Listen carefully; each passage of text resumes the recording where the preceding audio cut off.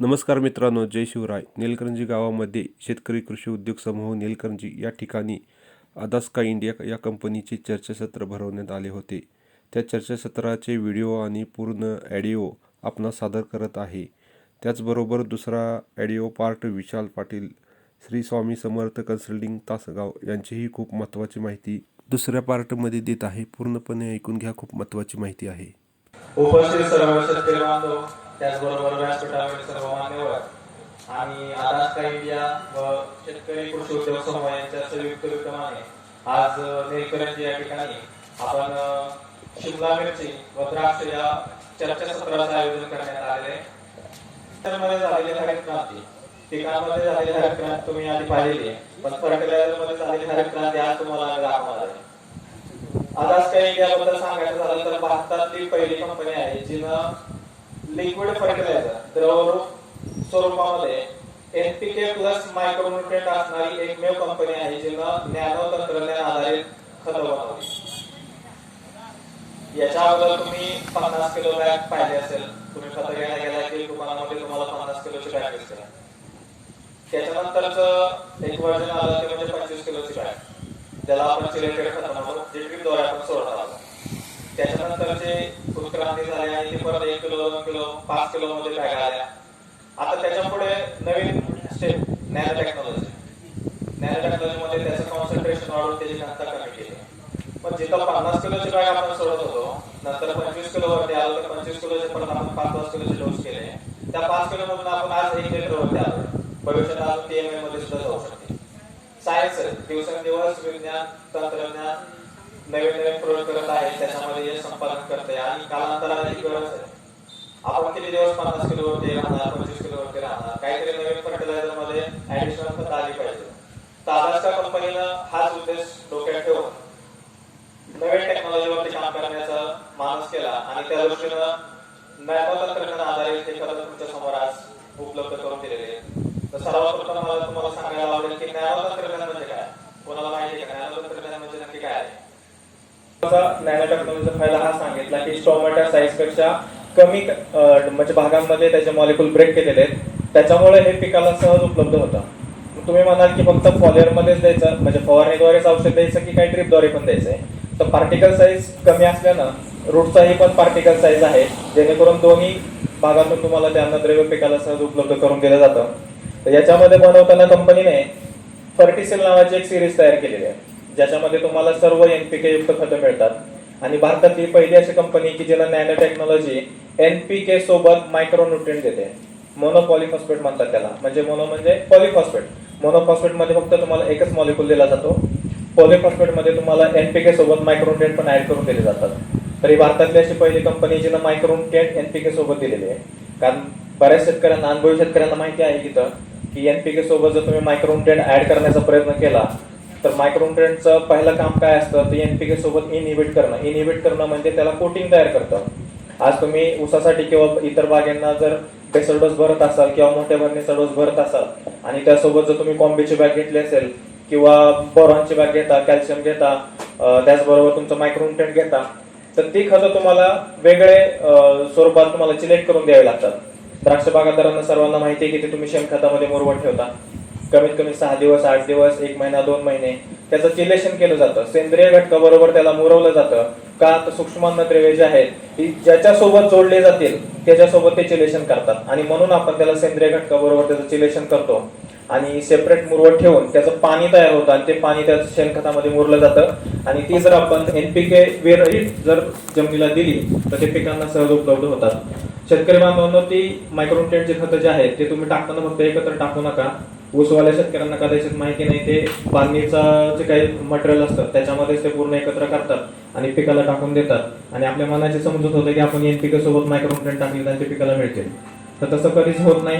मिळाले तरी फार कमी म्हणजे प्रमाणात मिळतात, कारण मायक्रोन्यूट्रिएंटचं कामच असं आहे की ते ज्याच्यासोबत जोडले जातील त्याला ते कोटिंग तयार करतात, आवरण तयार करतात. त्याच्यामुळे तुम्ही टाकलेल्या नत्रयुक्त किंवा फॉस्फरयुक्त खताला पण ते मिळवून दिलं जात नाही. तर तो झाला तुमचा दाणेदारचा भाग. आजच्या कार्यक्रमामध्ये आपण ही फर्टिसिल सिरीज आणलेली आहे. फर्टिसिल सिरीज मध्ये तुम्हाला जे तुम्हाला वॉटर सोल्युबल मध्ये सर्व अन्नद्रव्य मिळतात, जसं की तुम्ही 19-19 ऐकलेले चेलेटेड मध्ये, त्याच्यानंतर 24-24 ऐकलेले, 13-40-13 ऐकले, 13-0-45 ऐकले, 0-52-34 ऐकले, 0-0-50 ऐकले. या सर्व सिरीज आपण फर्टिसाइड सिरीज मध्ये उत्पादित केलेले आहेत.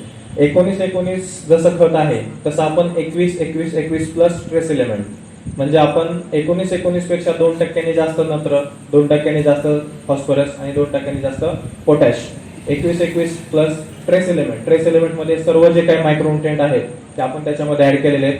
याचा फायदा असा आहे की तुम्हाला एनपीके सोबत बाहेरून परत मायक्रोन्युट्रिएंट घ्यायची गरज नाही, कारण याच्यामध्येच इनबिल्ट दिलेले आहे. तुम्हाला बाहेरून घ्यायची गरज नसल्यामुळे तुम्हाला त्याच्यावरचा अतिरिक्त खर्च तो तुमचा वाचतोय. शिवाय फॉलियर ऍप्लिकेशन फवारणीतून दिलं जाणारं सहज उपलब्ध होते पिकाला. जमिनीमधून जर ड्रिपद्वारे दिलं तर त्याच्यामध्ये क्लोरीन आणि सोडियम तुमचा त्याच्या जमिनीमध्ये जात नाही आणि द्रवरूप असल्यामुळं पिकाला तो सहज उपलब्ध होतोय. दुसरी गोष्ट, जमिनीमध्ये अस्थिरपणा राहत नाही, लवकर त्याचा अपटेक झाल्यामुळे त्याचं तुमची कॉस्ट वाचते. आणि त्याच्यामध्ये फॉलियर ऍप्लिकेशन घेत असताना फक्त हवामानाचा अंदाज घेऊन फवारणी घ्या, कारण आता ढगाळ वातावरण आहे, अशा स्थितीमध्ये फोटोसिंथेसिस क्रिया कमी असते पिकाची, त्यामुळे टोमॅटो ओपनिंग आणि क्लोजिंग या सर्व अवस्था पाहून तुम्हाला फवारणी घ्यायची. नाही तर तुम्ही आज संध्याकाळी जाऊन फवारणी घ्यायला मला रिझल्ट आला नाही असं व्हायला नको. आता द्राक्ष बागायत शेतकरी आहेत त्याच्यामुळे सर्वांना सांगायची काही गरज नाही, पण काही ऊसाचे शेतकरी आहेत त्या भागामध्ये कधीही फवारणी घेतात, कोणी सकाळी घेतं कोणी संध्याकाळी घेतं, तर त्याचाही परिणाम जास्त जाणवतो. द्राक्ष आणि डाळिंब शेतकऱ्यांना माहिती आहे की फवारणी संध्याकाळी शक्यतो 3 ते 4 नंतरच घेतात, कारण दिवसभर सकाळी जर तुम्ही फवारणी घेतली आणि उन्हाची जर तीव्रता वाढली तर त्याचं म्हणजे बाष्पीभवन होऊ शकतं आणि तुम्हाला येणारा जो रिझल्ट आहे तो कमी होऊ शकतो. तर आपल्या फर्टिसाइड सिरीज मध्ये 21-21 नंतरचा मॉलिक्यूल जो आहे तो 24-24-0 नंतर स्फुरद 2 घटक त्याच्यामध्ये एकत्रित केलेले आहेत. त्याच्यामध्ये मायक्रोन्युट्रिएंट आपले ए टू झेड सगळ्या प्रोडक्ट मध्ये मायक्रोन्युट्रिएंट टाकलेले आहेत. तुम्हाला असंही कुठलं उत्पादन मिळणार नाही की त्याच्यामध्ये तुम्हाला मायक्रोन्युट्रिएंट मिळत नाही. पुढचे जे काही मिडल ग्रेड आहे ज्याच्यामध्ये 0-40-40 आणि 0-42-47 आहे, तर एका ग्रेड मध्ये आपण झिंक टाकलाय आणि एका ग्रेड मध्ये आपलं फेरस आहे, तो ऍडिशनल आपण त्याच्यामध्ये दिलेला आहे. याच्यामध्ये फर्टिसाइड सिरीज मध्ये पुढचा घटक आहे तो 23-0-23 नत्र 23%, 0 फॉस्फरस आहे आणि पालस 23% आहे. साधारणतः फुलाधारणाच्या वेळी किंवा तुमचा व्हेजिटेटिव्ह ग्रोथ असेल तर त्यावेळी तुम्हाला ही स्टार्टर ग्रेड वापरायची. स्टार्टर ग्रेड मध्ये आपले 3 ग्रेड येतात, 21-21-21 प्लस 24-24 आणि तुमची 23-0-23 या स्टार्टर ग्रेड आहेत. मिडल ग्रेड मध्ये तुम्हाला 0-40-40, 10-30-30 आणि 13-65. त्याचबरोबर तुम्ही एंड ग्रेड मध्ये 40-40, 42-47 आणि अगदी लास्टची ग्रेड आहे ती पालासची 46.5, ज्याच्यामध्ये आपण फक्त पोटॅश दिलेलं आहे. मार्केटमध्ये ते तुम्ही 0-0-50 नावाने घेता. आपल्याकडे 0-52-34 ला सॉर 0-40-40 प्लस 6% झिंक ऍड केलेलं आहे. झिंक ऍड केल्यामुळे तुम्हाला बाहेरून परत झिंक ऍडिशनल द्यायची गरज नाही. आणि झिंकची कमतरता कधी भासते, ज्यावेळेस तुमचं फुलधारणा होऊन फळ वाढीचा कालावधी असतो त्यावेळेस तुम्हाला झिंकची कमतरता जास्त जाणवते, किंवा तुम्हाला फेरसची कमतरता कधी जाणवते. झिंक आणि फेरस हा दोन्ही संलग्न असतात. तुम्हाला पानं पिवळी पडलेली दिसतील, थोड्याशा कडा पिवळ्या पडलेल्या दिसतात. अशा वेळी जर तुम्ही झिंक फॉस्फेट किंवा फेरस सल्फेट या दोन्हीची जर फवारणी एकत्र घेतली तर तुम्हाला तो कलर पूर्ण म्हणजे त्याची कमतरता जी आहे ती तुम्हाला कमी करता येते. त्याचबरोबर आपली दुसरी एक सिरीज आहे ज्याच्यामध्ये आपण सिंगल मॉलिक्युल्स ऍड केलेले आहेत. तुमच्या समोर ही एनकार्ब नावाची एक बॉटल दिसते. आपण शेतीमध्ये शेणखत वापरतो. पूर्वी आपले आजोबा पणजोबा उन्हाळ्यामध्ये शेणखत रानामध्ये नेऊन टाकायचे, साधारणतः जानेवारी-फेब्रुवारीच्या महिन्यामध्ये. त्यानंतर आपण सरी काढायचो किंवा आपली मेहनत कधी व्हायची जून-जुलैला, म्हणजे वाळवाचा पहिला पाऊस पडल्यानंतर आपण मेहनतीला लागायचो, म्हणजे पीक करायला खरीपाचं. एप्रिल-मेच्या दरम्यान आपण शेताच्या मशागती करायचो, नांगरट करायचो, परत उभी आडवी नांगरट करायचो. जूनमध्ये आपल्याला खरीपाची पेरणी करण्याच्या अगोदर आपण ते शेणखत पूर्ण रानामध्ये टाकलं जायचं आणि पूर्ण उन्हाळ्यात ते शेणखत जमिनीमध्ये तिथं तापलं जायचं. त्याचं कारणही तसंच होतं. त्या व्यक्तींना कदाचित त्याचं वैज्ञानिक कारण माहीत नसेल, पण ते जाणकार होते. जानेवारी-फेब्रुवारीमध्ये ते शेणखत जमिनीत तिथं रानामध्ये टाकलं जायचं, नांगरट केली जायची, मशागत 2-3 वेळा पाळी व्हायची आणि ज्यावेळेस वळवाचा पहिला पाऊस पडायचा आणि खरीपाची आपली पेरणी चालू व्हायची. उन्हाळ्यामध्ये शेणखत त्या रानामध्ये टाकायचं काय कारण असावं, तर त्याच्यामध्ये असणारे जे काही हानिकारक कीड असेल, काय बुरशी असतील, तर त्याचा उपद्रव आपल्या शेतामध्ये जाऊन परत वाढू नये म्हणून आपण त्या किडींना मारायचं कसं, तर एकात्मिक नियोजनासाठी त्याला सोलरायझेशन करायचे, म्हणजे ऊन द्यायचं. ऊन दिल्यानंतर काय व्हायचं, तर त्याच्यामध्ये असणाऱ्या हानिकारक किडींच्या जे काही कोशावस्थेतले कीटक असतील तर ते मारले जायचे, किंवा अंडी अवस्थेतील जे काही त्यांची अंडी असतील तर त्याला ते मारलं जायचं. आणि म्हणून आपण ते शेणखत पूर्ण जमिनीवरती पसरून ठेवत जायचो. आज काळानुसार शेती बदलत गेली, शेणखताचा वापरही तसाच कमी झाला, कारण प्रत्येकाकडेच गुरं आहेत किंवा शेण घेणं परवडत नाही. आणि आज आपल्याकडे असं झालेलं आहे की वेळेच्या अभावी आपण डायरेक्ट पिकाला ते शेणखत टाकतोय. आणि ते शेणखत असताना आपण कुठलं टाकतो, डायरेक्ट एखाद्याने तुमच्याकडे काय उकरंडाच म्हणतात ना, तर गाईचं जे शेण आहे ओलं शेण डायरेक्ट उकरंड्यावरती टाकलं असतं आणि 15 दिवसात, महिन्यात, कोण 2 महिन्यात, 3 महिन्यात ते शेण लगेच आपल्या शेतामध्ये टाकतात. त्याच्यामध्ये असणारे जे काही हानिकारक किडे असतील तर ते आपल्या शेतामध्ये जाऊन परत आपल्याला हुमणीचा, वाळवेचा त्रास आपल्या शेतामध्ये तो जाणवू लागतो. सोलरायझेशन होत नाही आणि ओलं शेणखत तुमच्या जमिनीमध्ये टाकलं जातं. मित्रांनो, शेणखताचा कुजण्याचा कालावधी हा 9 महिन्याच्या पुढे. मग तुम्ही विचार करा की आपण 9 महिने कुजलेलं शेणखत शेतामध्ये टाकतोय का, किंवा त्याची प्रोसेस चालू झालेलं टाकतोय का? नाही टाकत आहे. आपल्याकडे ते तेवढं मिळत पण नाही आणि ज्यांना ठेवलंय त्याच्याकडे 9 महिन्याचं मिळतही नाही, कारण आपण स्वतःचं घरचं असेल तरी ठेवत नाही. तर तुम्हाला सांगण्याचं तात्पर्य असं आहे की ही जी 1 लिटरची बॉटल आहे एनकार्ब नावाची, ज्याच्यामध्ये आपण ऑर्गॅनिक कार्बन इन्हान्सर म्हणून देतो, तुमच्या जमिनीमध्ये असणाऱ्या ऑर्गॅनिक कार्बनला ते वाढवायचं काम करतं. मी शेणखताचा रेफरन्स यासाठी दिला की आपण जे दरवर्षी खरीपाच्या हंगामाच्या किंवा तुमच्या रब्बीच्या हंगामाच्या आधी शेणखत टाकताय, तर ते शेणखत टाकलेलं मिळायचा कालावधी किती आहे? 9 महिने. मग तुम्ही आता जर खत टाकलं तर तुम्हाला पुढच्या रब्बीच्या पिकाला ते मिळणार आहे. मग आपल्याला इन्स्टंट जर त्या जमिनीमधला ऑर्गॅनिक कार्बन वाढवायचा असेल तर आपल्याकडे पर्याय कोणता आहे? तर तुम्हाला असं फॉर्म्युलेटेड ऑर्गॅनिक कार्बन एन्हान्स करणारा प्रोडक्ट वापरायला पाहिजे. मग याच्यामध्ये असं काय आहे, नक्की काय करतं हे? मग एवढं किती शेणाला हे काम करतं? मग शेण टाकायचं की नाही टाकायचं? बरेच प्रश्न आहेत असे. तर आमचं असं म्हणणं आहे कंपनीचं की जर तुम्ही ऑर्गॅनिक कार्बन वाढवण्यासाठी एनकार्ब जर हे प्रोडक्ट वापरलं तर साधारणतः बैलगाड्याच्या दोन बैलगाड्या साधारणतः 5 टन शेणखताला 1 बॉटल पर्यायी आहे. तुम्ही जर लागवडीच्या वेळेस जर ही 1 बॉटल सोडली तर साधारणतः याचं दुसरं ऍप्लिकेशन आहे ते 2 महिन्याने. पिकाच्या अवस्थेनुसार आपण ते शेड्यूल केलेलं आहे. काही पिकांमध्ये 2 महिन्याला आहे, काही पिकांमध्ये 3 महिन्याला आहे. जर लॉंग टर्मचं पीक असेल तर ते 3 महिन्याला आपण त्याचं, जसं शुगर केन आहे, डाळिंब आहे, ऊस आहे, डाळिंब आहे, त्यानंतर तुमची द्राक्ष आहे. पण जर भाजीपाला पिकं असतील, कमी कालावधीची 3 महिन्याची पिकं असतील तर त्याच्यामध्ये आपण हे 2 महिन्याचं ऍप्लिकेशन 1 दिल्यानंतर दुसरंचं जे शेड्यूल आहे ते 2 महिन्यानंतर द्यायचं आहे. तर साधारणतः तुमचा ऑर्गॅनिक कार्बन जो आहे तो 1.3 ते 0.4 पटीत म्हणजे वाढतोय. साधारणतः आपल्या जमिनीचा ऑर्गॅनिक कार्बन आता तुमच्याकडे 0.5, 0.6 पर्यंत असेल. जर कोणी चेक केलं असेल तर 0.5, 0.6 पर्यंत असेल. तर आपलं असं म्हणणं आहे कंपनीचं की तुम्ही हे प्रोडक्ट वापरल्यानंतर तुमचे 50% जरी शेणखत कमी केलं तरी चालू शकतंय. आणि तुमचे 2 महिन्यानंतर 1 ऍप्लिकेशन द्यायचंय. आणि साधारणतः 5 टन शेणखताला 1 लिटर पर्याय आहे. 5 टनाची जर कॉस्ट काढली आणि 1 लिटरची कॉस्ट काढली तर तुम्हाला हे परवडेल. त्याच्यामुळे आणि शिवाय शेणखत जे टाकणार आहे त्याचे अवेलेबल फॉर्म सुद्धा कमी आहे. पुढचं जे प्रोडक्ट आहे आपलं टॉपसेल नावाचं, मला वाटतं द्राक्ष आणि डाळिंब आणि इथले काही शेतकरी कांद्याचे सुद्धा असतील तर ते वापरत असतील. सिलिकॉन घटक तुम्ही ऐकला असली आधी, म्हणजे पिकाच्या बळकटीकरणाचं काम करणारा सिलिकॉन घटक जमिनीमध्ये सहसा उपलब्ध होत नाही, कारण तो सिलिका रूपामध्ये असतो. वाळू कोणी पाहिले असेल तर वाळू म्हणजे सिलिका असतो, पण तो सर्वात जड अन्नद्रव्य आहे. आपल्या एकूण अन्नद्रव्यापैकी सिलिका हा सर्वात जड अन्नद्रव्य असल्यामुळे ते पिकाला उपलब्ध होत नाही किंवा तो त्याला उचलता येत नाही. तर सिलिकाचं रूपांतर ऑर्थोसिलिसिक ऍसिडमध्ये करून ते पिकाला सहज उपलब्ध करून दिलं. त्याच्यामध्ये त्याचं कॉन्सन्ट्रेशन कमी केलेलं आहे, म्हणजे साधारणतः जो सिलिका जो आहे तो जास्त कॉन्सन्ट्रेशन मध्ये येतो. पिकाला उपलब्ध करून देण्याच्या ह्याच्यामध्ये आपण 2% मध्ये तो सिलिसिक ऍसिड बनवलेला आहे, ज्याला ऑर्थोफॉर्म मध्ये आणलेलं आहे. ऑर्थोफॉर्म म्हणजे काय करतं, तर पिकाला उपलब्ध होण्याचा कालावधी तिथं वाढवलेला आहे. तुमच्या पिकाचा जो सेटिंगचा काळ आहे, ज्याला आपण फुलधारणा म्हणू, फुलधारणा झाल्यानंतर काही शेतकऱ्यांची बाग काय होते, कळीचं ड्रॉपिंग होतं. डाळिंब बागायतर जर डाळिंब शेतकरी असतील तर त्यांना माहिती आहे की आपलं कळीचं सेटिंग जर होत आलेलं असतं आणि ऐन वेळी जर आपली कळी ड्रॉपिंग झाली तर त्याच्यामध्ये आपण कारण असे लावतो की कोणी म्हणतं पाण्याला ताण पडला असेल, कोणी म्हणतं छाटणी व्यवस्थित झाली नसेल, कोणी म्हणतं पाणी जास्त दिलं असेल. पण शेतकरी बांधवांना अजून एक कारण ज्याचं आपल्याला सापडलेलं आहे, आणि ते कारण म्हणजे तुमच्या रासायनिक खतांचे जे काही स्प्रे होतात त्या स्प्रेचं जर टायमिंग तुमचं चुकलं तर तुमची कळी सुद्धा ड्रॉपिंग होऊ शकते. तुम्ही म्हणाल की मी पाणी व्यवस्थित दिलं, माझं सेटिंग पण व्हायला लागलं होतं, पाण्याचा ताण पडू दिला नाही, औषधे व्यवस्थित मारलेत, मी थ्रेड सुद्धा प्रॉपर वापरून पूर्ण पानगळ केलेली आहे. ताण पण चांगला बसला तरी पण माझी कळी ड्रॉपिंग झाली.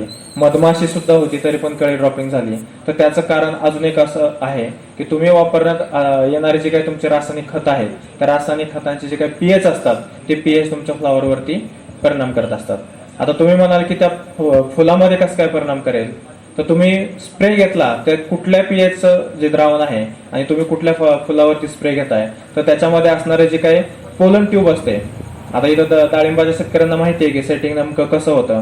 पोलन ट्यूब असते, स्टिग्मा असतो, त्याच्यानंतर तुमचं मधमाशी वगैरे येते, ते नेक्टर आणि पोलन उचलते, ते परत नर आणि मादी कळेमध्ये त्यांचं म्हणजे मिलन ते कीटकांद्वारे केलं जातं आणि त्याच्यातून पॉलिनेशन होतं आणि फुलाचं रूपांतर फळामध्ये होतं. याला आपण पॉलिनेशन प्रोसेस म्हणू. तर या पॉलिनेशन प्रोसेसच्या वेळी जर तुम्ही घेतल्या जाणाऱ्या औषधांचा पीएच जास्त असेल, साधारणतः ऍसिडिक पीएच असेल, तर ऍसिडिक पीएच मुळे तुमची पोलन ट्यूब जी आहे किंवा सॅक आहे ती डिस्टर्ब होते आणि त्याच्यामुळं तुमचं जे काही नेक्टर आहे किंवा पोलन आहे तो तुमचा तिथला उचलला जात नाही मधमाशीद्वारे किंवा कीटकाद्वारे आणि तुमचं तिथं क्रॉस पॉलिनेशन होतं आणि कळी तुमची ड्रॉप होऊन जाते. म्हणजे हे एक अतिरिक्त कारण आहे ज्याच्यामध्ये तुम्हाला कळी ड्रॉपिंग होण्याचं. तर टॉप्सिल हे असं प्रोडक्ट आहे, ऑर्थोसिलिसिक ऍसिड, हे 2 ते 3 प्रकारे काम करतं. एक तर तुमचं पॉलिनेशनचं काम करतंय आणि दुसरा म्हणजे सर्वात महत्वाचा घटक आहे तुमच्या पानांमधलं किंवा तुमच्या झाडांमधला जो ट्रेस लेवल आहे. जर तुमच्या शेतामध्ये पीक आहे, पाणी कमी पडलंय, पीक पिवळं पडायला लागलंय, तुम्ही जर ऑर्थोसिलिसिक ऍसिडचा जर स्प्रे घेतला तर तुमचं बाष्पीभवन म्हणजे पानातलं जे काही पाणी उडून जाणारे वरती उन्हाने, तर तो बाष्पीभवनचा जो काळ आहे तो तुमचा कमी केला जातो, ज्याच्यामुळे तुम्हाला पाणी जरी कमी पडलं तरी ते झाड जळलं जात नाही. याच्यामध्ये घेत असताना स्प्रे फक्त 2% घ्या. जर तुम्ही जास्त सिलिकॉनचा स्प्रे घेतला जास्त टक्क्याच्या तर तो केओलिन फॉर्म मध्ये जातो आणि केओलिन मध्ये काय होतं, पिकाची वाढ थांबते. मग आपल्याला पिकाची वाढ न थांबवता जर त्याची रेग्युलर ग्रोथ करायची असेल, ट्रेस पण कमी करायचा असेल, बाष्पीभवन रेट कमी करायचा असेल तर तुम्हाला 2%तला ऑर्थोसिलिसिक ऍसिड स्प्रे करायचे. याचा अजून एक फायदा असा आहे की तुम्हाला कीटकनाशक आणि बुरशीनाशकांचे स्प्रे कमी लागतात. आता तुम्ही म्हणाल की या सिलिकॉनचा आणि कीटकनाशकांचा आणि बुरशीनाशकांचा काय संबंध आहे, तर याच्यामध्ये 2% जे ऑर्थोसिलिसिक ऍसिड आहे त्याचा जर आपण स्प्रे घेतला तर पानांवरती एक त्याचा ठराविक लेअर तयार होतो, ज्याच्यामुळे तुमचं ऍटमॉस्फेरिक जे काही टेम्परेचर असेल, ऑस्मॉसिस म्हणतात त्याला, तर बाह्य टेम्परेचर म्हणजे पानाच्या बाहेरचं टेम्परेचर, पानाच्या आतलं टेम्परेचर, याच्यामधला जो लेअर आहे ते तुमचं ऑस्मोटिक प्रेशर जे आहे ते मेंटेन केलं जातं. दुसरी गोष्ट, त्या पानांवरती एक ठराविक लेअर तयार केला जातो. त्या लेअरमुळे काय होतं, जी तुमची सकिंग पेस्ट आहे, जे तुमचे रस शोषक कीड आहे, ते रस शोषक कीड त्या पानामध्ये ज्यावेळेस ती सोंड खुपसत असते त्यावेळेस ती सोंड त्या पानामध्ये आतमध्ये जात नाही आणि त्याच्यामुळे तुमचा रस शोषक किडींचा जो प्रादुर्भाव आहे तिथं कमी केला जातो. बुरशींची वाढ सुद्धा तिथं होत नाही जास्त आणि म्हणून तुमचे जे काही इतर कीटकनाशक आणि बुरशीनाशकांचे स्प्रे होणार आहेत ते तुमचे 20 ते 30% कमी होतात. म्हणजे एकंदरीत 4 ते 5 गुणधर्म आपल्याला फायद्याचे आहेत ऑर्थोसिलिसिक ऍसिडचे. दुसरा जो आपला पुढचा प्रोडक्ट आहे तो लेमन्स. याच्यामध्ये मायक्रोन्युट्रिएंट आहे. साधारणतः ग्लुकोनोलॅक्टेट मध्ये आपले हे मायक्रोन्युट्रिएंट आहेत. इथं जर सांधेवाताचे कोणी पेशंट असतील तर त्यांना माहिती आहे की आपल्याला इंजेक्शन घ्यायला गेलं तर ते ग्लुकोनोलॅक्टेट हाडाचं इंजेक्शन देतात. ग्लुकोनोलॅक्टेट म्हणजे ग्लुकोज आणि लॅक्टोज असतं. ते काय करतं, आपल्या रक्तामध्ये मिक्स लवकर होतं आणि त्याचं वहन पूर्ण शरीरामध्ये फास्ट होत असतं. सांधेवातांच्या लोकांना माहिती आहे, तुम्हाला त्या हाडामध्ये इंजेक्शन दिलं तर कॅल्शियम भरतात. दुधाचे शेतकरी कोणी असतील, काही वेळेनंतर एकदा बसली तर उठत नाही आणि डॉक्टर आल्यानंतर म्हणतो याला कॅल्शियम भरावं लागेल. तर कॅल्शियम पण त्याच फॉर्ममध्ये येतं ग्लुकोनोलॅक्टेटमध्ये. तर ग्लुकोनोलॅक्टेट म्हणजे तुमच्या रक्तामध्ये ते लवकर मिक्स होतं आणि पूर्ण शरीरामध्ये फास्ट त्याचं वहन केलं जातं. पिकांमध्येही तोच प्रकार आपण तयार केलेला आहे. ग्लुकोनोलॅक्टेट फॉर्ममध्ये आपण त्याला कॅल्शियमला बनवलेलं आहे, त्याचबरोबर मायक्रोन्युट्रिएंटला पण आपण बनवलेलं आहे, जे तुमच्या पिकाला दिल्यानंतर मुळांद्वारे सहज पिकांच्या फुलापर्यंत, पानापर्यंत, फळापर्यंत सहज उपलब्ध होतं. दुसरा जो पुढचा घटक आहे तो आपला कॅल्शियम आहे. कॅल्शियम आहे जसं सांगितलं मग अशी लेमन्स ग्लुकोनोलॅक्टेट मध्ये आहे, तसंच कॅल्शियम आहे तो आपला ग्लुकोनोलॅक्टेट फॉर्म मध्ये आहे, जो तुम्हाला पिकाला सहज उपलब्ध होतो. पुढचा प्रोडक्ट आहे तो झिंक नावाने, तो झिंक 39.5% झिंक आहे त्याच्यामध्ये, ऑक्साईड फॉर्म मधले.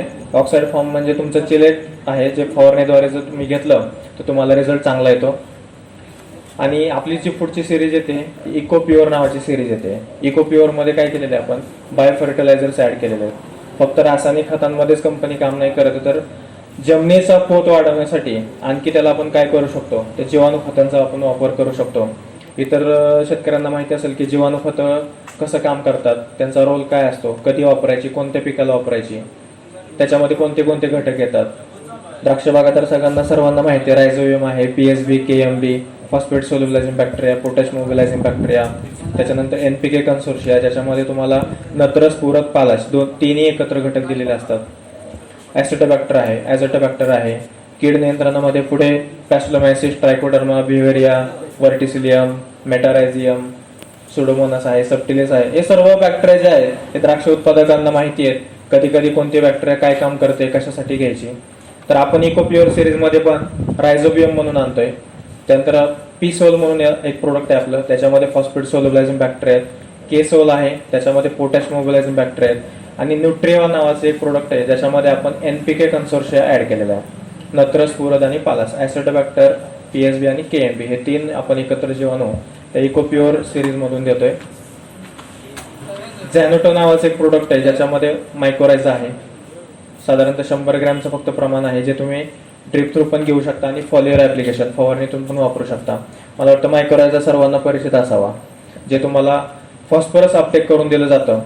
जमिनीमध्ये सोडल्यानंतर एक विशिष्ट प्रकारचं कोळ्याचं जाळं जसं असतं, ते जाळं त्या मातीमध्ये तयार केलं जातं आणि त्याद्वारे तुम्हाला पांढऱ्या मुळीच्या वाढीसोबतच फॉस्फरस पिकाला उपलब्ध करून दिला जातो, ज्याच्यामुळे तुमच्या मुळांमध्ये त्या जाळी तयार केली जाते आणि तुमचं मर, त्याच्यानंतर फ्युजर एंड बिल्ट नावाचा जो रोग आहे त्याला ते झाड बळी पडत नाही आणि झाडाची प्रतिकारशक्ती वाढते. अजून काही प्रश्न असतील तर मला विचारा. या फर्टिसिल सिरीज, इकोप्युअर सिरीज किंवा अदास्का कंपनीच्या खरं तर शेड्यूल वगैरे दाखवायचं होतं. शिमला मिरचीचा आजचा विषय होता मुख्य, तर शिमला मिरचीचं पण तुम्हाला एक शेड्यूल दाखवायचं होतं, पण प्रोजेक्टर चालू नसल्यामुळे तुम्हाला काहीच दाखव. त्याबद्दल शेतकरी उद्योग समूहाचे धन्यवाद आणि आपलेही धन्यवाद. मध्ये पिकाच्या वाढीच्या अवस्थेत गेली पाहिजे. तुम्हाला 1-2 मिनिटात मी सांगतो. तर पिकाच्या अवस्था जी आहे, तर लागवडीच्या नंतर साधारणतः 10 ते 15 दिवसांनी आपली झॅनटो, म्हणजे जसं मग असे सांगितलं की मायकोरायझा घटक आहे त्याच्यामध्ये, त्याचबरोबर फर्टिसिल 21-21-21 प्लस ट्रेस एलिमेंट आणि लेमन्स मायक्रोन्यूट्रिएंट हे घटक, झॅनेटो, लेमन्स आणि 21-21 हे तिन्ही घटक एकत्र करून तुम्हाला 2 ऍप्लिकेशन देता येतात. एक तर तुम्ही फवारणी घेऊ शकता किंवा ड्रिपद्वारे देऊ शकता. जर तुम्हाला फवारणी घ्यायचं असेल, झॅनेटो आपलं पावडर फॉर्म मध्ये असल्यामुळे फवारणी नाही घेता येणार, ते तुम्हाला ड्रिप मधनं द्यायचं आहे. तर फॉलिअर ऍप्लिकेशन म्हणजे फवारणी घेत असताना तुम्हाला 21-21-21 हे 500 मिलीचं प्रमाण आहे एकरी. एका एकरासाठी 200 लिटर पाण्यामध्ये 500 मिली टाकायचे, म्हणजे थोडक्यात एका लिटरसाठी 2.5 मिलीचं प्रमाण आहे.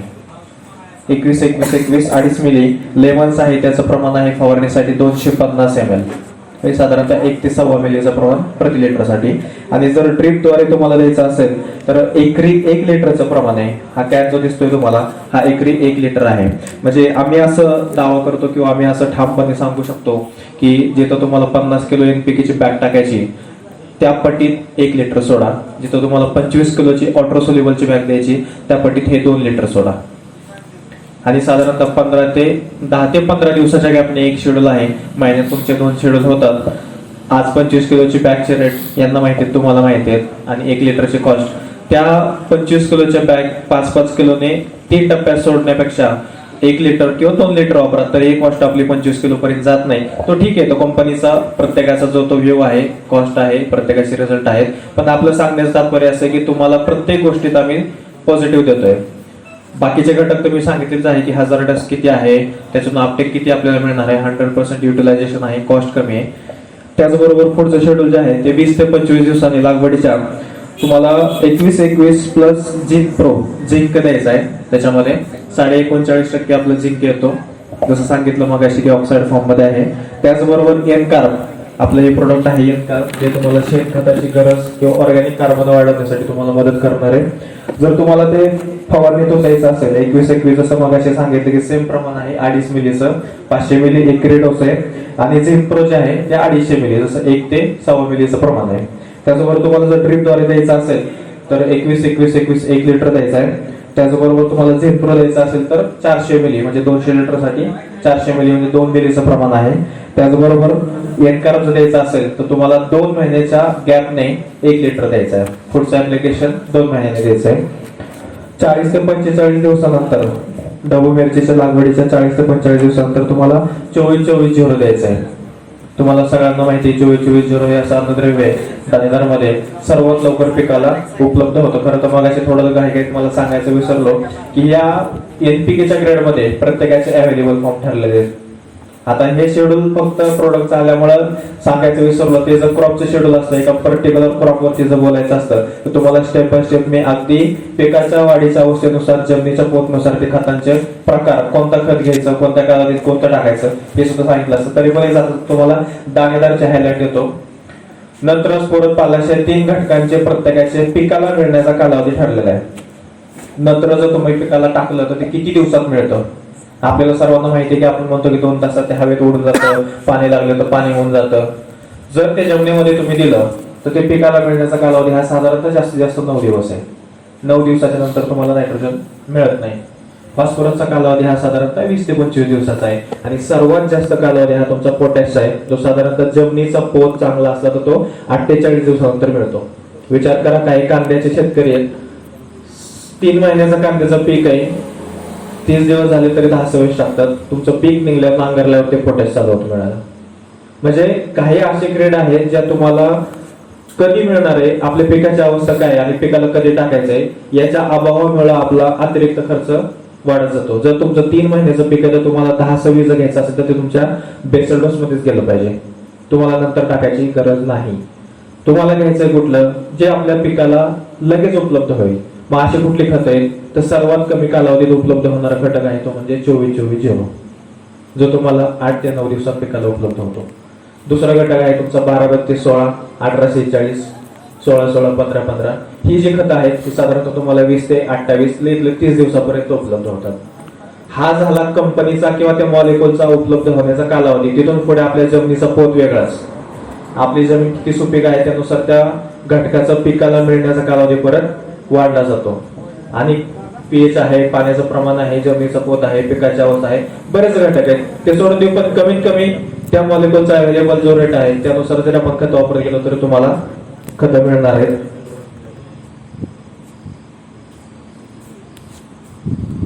घटक आहे साधारणतः 55 ते 60 दिवसांनी म्हणजे आपलं फळ सेटिंगची अवस्था आहे.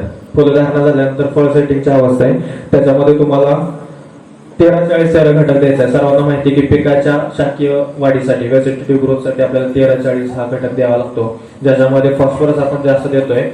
फुलांची धारणा जास्त होते ब्रँचिंग होतं आणि सेटिंग झाल्यानंतर फळ सेटिंग कडे ज्यावेळेस पीक जातं आपलं तर त्यावेळेस तुम्हाला फॉस्फरस सोबत पालाशी गरज पडते. तर अशा अवस्थेत आपण 13-40 देतोय. आणि मग असे जर सांगितलं मी ग्लुकोनिलॅक्टेड फॉर्म मध्ये असल्यामुळं फुलधारणा झाल्यानंतर ज्यावेळेस ते फळामध्ये रूपांतर होतं त्यावेळेस त्याला कॅल्शियमची गरज असते कारण कॅल्शियम असा घटक एकदम झायलेम आणि फ्लोएम तर्फे पिकाला मुळापासून ते शेंड्यापर्यंत तो सहज त्याचं वहन केलं जातं. तर कॅलमॅक्स नावाचं प्रोडक्ट आहे. तर 13-40 आणि कॅलमॅक्स जर तुम्ही दिलं तर तुम्हाला फ्रूट सेटिंग मध्ये काही अडचण येणार नाही. 13-40 देण्याचं प्रमाण तर सेमच आहे. 2.5 मिली प्रति लिटरचं फवारणीसाठी 500 मिली आणि कॅलमॅक्सचं प्रमाण आहे साधारणतः 500 मिली ते पण 2.5 मिलीचं प्रमाण आहे फवारणीसाठी. आणि जर ड्रिपद्वारे तुम्हाला द्यायचं असेल तर फर्टिसिल 13-40 आहे ते 1 लिटर आहे. सर्व प्रमाण हे 200 लिटर साठी गृहीत धरून दिलेलं आहे. फवारणी घ्यायची असेल तर 500 मिली ड्रिप असेल तर 1 लिटर आणि कॅलमॅक्स जो आहे तो तुम्हाला ड्रिपद्वारे द्यायचा असेल तर 750 मिली म्हणजे 750 मिली तुम्हाला एकरी द्यायचा आहे. 65 ते 70 दिवसांनी जर तुम्हाला फळ वाढीच्या अवस्थेत कोणता डोस घ्यायचा आहे तर तो आहे 0-40-40. जसं मला मी सांगितलं की तुम्हाला नत्राची गरज कमी आहे पण जास्त करून तुम्हाला फ्रूट सेटिंग झाल्यानंतर त्याची वाढीची अवस्था आहे आणि वाढीच्या अवस्थेमध्ये तुम्हाला फॉस्फरस आणि पालाशची गरज आहे. तर पालाशच्या गरजेसाठी 0-40-40 फॉस्फरस 40%, पालाश 40% आणि सोबत झिंक दिलेला आहे 6%. असं एकमेव उत्पादन आहे ज्याच्यामध्ये तुम्हाला जास्त फॉस्फरस सोबत मायक्रोन्यूट्रिएंट दिलेलं आहे. संशोधनातून असं कंपन्यांना आजपर्यंत खूप कमी लोकांना सापडले की ज्या हाय कॉन्सन्ट्रेशन फॉस्फरस मध्ये मायक्रोन्यूट्रिएंट देता येतात. खूप कमी लोकांना. आता इथे जाणकार मंडळी आहेत किंवा काही कंपन्यांची जरी तुम्ही विचारलं की ज्या गोष्टीमध्ये फॉस्फरस जास्त आहे तिथं तुम्हाला मायक्रोन्यूट्रन देता का तुम्ही, तर 70% लोक नाही म्हणून सांगतील. बाहेर 61 मध्ये मायक्रोन्यूट्रन कधीच देता येत नाही, कारण त्याचं कॉन्सन्ट्रेशन मायक्रोन्यूट्रन सोबत कधीच मॅच होत नाही. एक तर त्याचं क्रिस्टलायझेशन होईल, खडे तयार होतील, त्यानंतर त्याचा अवेलेबल फॉर्म होणार नाही किंवा गॅस आतमध्ये तयार करेल, कॅन वगैरे फुगतील. तर त्याच्यामुळे जास्त फॉस्फरस सोबत तुम्हाला इतर घटक देता येत नाहीत. शेवटचं जे शेड्यूल आहे ते 70 ते 75 दिवसांनी लागवडीच्या, ज्यावेळी आपल्याला फळाची पूर्ण साईज करायची, वेट वाढवायचं आहे आणि सर्वात महत्त्वाचं म्हणजे आपली keeping quality, post harvest management ज्याला आपण म्हणू. काढल्यानंतर उत्पादन मार्केटला जाईपर्यंत त्या फळाची टिकवण क्षमता चांगली राहण्यासाठी तुम्हाला त्याच्यामध्ये फर्टिसिल 0046.5 म्हणजे आपलं जसं मार्केटला तुम्ही 0050 ऐकलं असेल, आपलं सेम पोटॅशियम ग्रेड आहे ते 46.5 मध्ये, त्यासोबत तुम्हाला कॅल्शियम द्यायचं आहे. 046.5 प्रमाण आहे फवारणीसाठी 500 मिली आणि कॅल्मॅक्स आहे 500 मिली. त्याचबरोबर ड्रिपद्वारे द्यायचं असेल तर 1 लिटर आणि कॅल्मॅक्सचं प्रमाण आहे 750 मिली. अजून एक सांगायचं असं की आम्ही युरिया बद्दल पण काम करतोय. नॅनो युरिया आपला थोड्याच दिवसात तुम्हाला उपलब्ध होईल. आता सध्या तुम्ही इफकोचा नॅनो युरिया वापरता असाल किंवा ऐकलं असेल की फक्त फवारणीद्वारे द्यायचा आहे. ऍक्च्युली त्याच्यामध्ये नॅनो युरिया जो दिलेला आहे तो 4% फक्त. त्याचं काम काय आहे की हवेमध्ये आपण ऐकलंय की 76% नायट्रोजन आहे, पण तो 76% पिकाला मिळत नाही. मग तो पिकाला मिळवून देण्यासाठी फक्त 4% मध्ये त्यांनी तयार केला. आणि एक जो नत्र स्थिरीकरण करणारे, जसं आपल्याकडे जीवाणू असतात, ऍसिड वेक्टर आहे, ऍझोट वेक्टर आहे, तसाच तो हवेतला नायट्रोजन पिकाला मिळवून देण्याचा मधला जो दुव्याचं काम करतोय तो तुमचा नॅनो युरिया करतोय. 4% जो युरिया आहे तो पिकाला उपलब्ध फक्त करून देतो. त्याच्यामध्ये युरियाचं प्रमाण कमी असल्यामुळं तुम्हाला हवेतल्या नायट्रोजनचा वापर करायचा आहे. आपला जो नायट्रोजन येतोय तो साधारणतः 38% पर्यंत आपण घेतलेला आहे. 38%चे ट्रायल आपले आता चालू आहेत. पुढच्या काही काळामध्ये तुम्हाला तो युरिया मार्केटमध्ये मिळेल वापरण्यासाठी. 38% करण्याचं कारण असं की तुम्ही त्याला ड्रिप थ्रू पण देऊ शकता. आता जो युरिया आहे इफकोचा तो फक्त फवारणीसाठी, तुम्ही त्याच्यावरती लेबल क्लिप जर वाचला असेल तर त्याच्यावरती फक्त लिहिलेलं आहे की फवारणीतून वापरावं, कारण तो 4%चा आहे. हवेतील नायट्रोजन फक्त तो पिकाला उपलब्ध करून देतोय. अजून काही तुमच्या शंका असतील तर विचारा.